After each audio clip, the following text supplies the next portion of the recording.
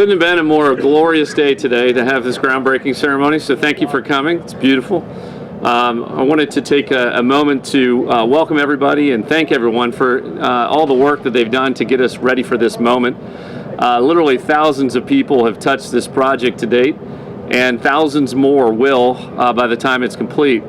These projects are really a testament to a tremendous amount of teamwork, effort, energy, and focus that gets us to the starting point like we are today, and then the finish line in just 16, 17 months from today. Pretty exciting. I wanted to take a moment to recognize some of the special guests we have here today. With the Atlantic American Opportunities Fund, Gar Lippincott, Brad Snyder, and Joanne Covington. With BBVA Compass, Kevin Schuker, who's the lender on our project and one of our significant financial partners. Forge Capital, Robert Morea and Debbie Morea, Peter Collins, and the rest of their team. And Multifamily Construction, who we couldn't be doing this without, and hosting us today, Frank Nelson, Brady Harris, and Bob Allen, the project coordination team. Lastly, as a special recognition, I'd like to say thank you to the neighbors in the neighborhood. They've been very welcoming, and I appreciate that. It's always a challenge as we introduce something new and change in an area, and it's been a very positive process for us, as well as the help in providing feedback and suggestions to our team in making this a successful project, hopefully not only for us, but for the entire Harbour Island community. Wanted to give a brief synopsis of what we are building here, which is going to be a very exciting home for several people, a few hundred people come opening day. It's a 235 home community, 21 stories. Our pool deck is actually located on the 4th floor of the building, overlooking Knights Run and the southern view of Harbour Island. And we have an 8th floor amenity deck with a dog park and an urban backyard, so to speak. And we'll be unveiling some of those images as we evolve the project over the next several months, along with the name, which we're not announcing today, but you'll find out in due time. We're very excited about that, but we're not ready to bring that to the public quite yet. Lastly, I wanted to thank the City of Tampa and all of their efforts to bring us here today. We've been in partnership with them for many months now, or years for me, on several different projects.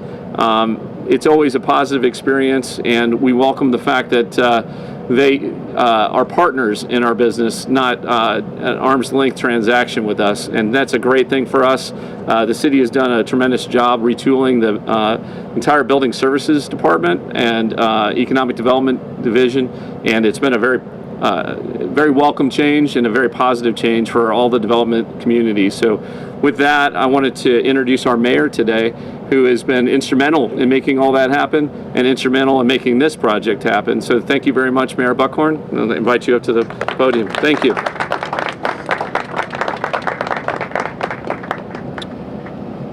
Where's the fan, Greg? Charlie's got it. Charlie's got it, yeah. I don't know about you all, but I'm so happy that campaign is over with. I mean, it's time to get about the business of actually getting things done and stop complaining about who's a Democrat and who's a Republican and who's shady and who flip-flopped. And I mean, that's why being a mayor is the best job in America, is I don't have to deal with any of that nonsense, at least yet.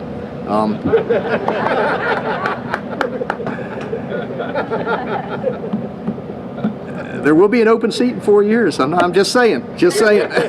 No. Greg, first of all, thank you for the opportunity to join you, and to all the partners involved in this. We seem to be spending a lot of time together, and I think it's all been successful as we look at the accomplishments of the last 2 years, whether it was Lay Meridian, whether it's this venture right now, whether it's Eulalie and Waterworks Park up on the north end.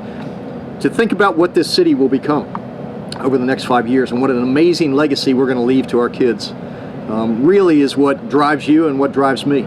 I mean, this will be a radically different skyline over the next 5 years. You think about what Mr. Vinnick is doing and the opportunity to move the med school into downtown Tampa, the opportunity to reshape 23 acres across from this project, the fact that there will be 5 new residential towers that will come out of the ground or are already out of the ground over the next 12 months, 3 or 4 mid-rise, projects, the north end of Franklin Street Mall starting to percolate and starting to move, young people flocking to our downtown core, those millennials, those best and brightest from around the world that are choosing to live in Tampa, Florida because of products like this. We want to create that 18-hour day environment. We want the retail, we want the residential, we want the jobs to be relocated right here in the urban core. Because ultimately, when it's all said and done, they're going to look back at this period of time in our history and say, this is where Tampa really stood up and took its turn, and you guys are a big part of it. So I don't want to say let's get to work, because the other guy says that all the time, but let's get moving. Let's get more done. We have a unique opportunity here. This window for Tampa will probably never exist again. And so we've got to take advantage of this. We've got to get this going. We've got to create that critical mass that will propel itself, so that we don't have to push that rock up the hill anymore, that it will take on a life of its own. And this will be that city in America that everybody wants to be a part of. And you guys will know that you were here on the ground floor, literally and figuratively, as we transformed an American city and created the renaissance of Tampa, Florida. It will be an amazing story to tell. I couldn't do it without Bob McDonough and the staff at the city. They are the ones that make me look good every day, that deal with you, Greg, on a regular basis. They've asked for hazardous duty pay. I'm not going to do it, but it is an amazing partnership as we all recognize that we have to make this happen, that we can't cut our way out of the recession. We've got to grow our way out of the recession, and the only way you do that is to streamline your bureaucracy, streamline the regulatory process, recognize that government is your partners in this, not an obstacle, and that we move and that we build and that we grow and that we hire and that we add to what is an amazing city that is only getting better. So let's get moving, Dirt.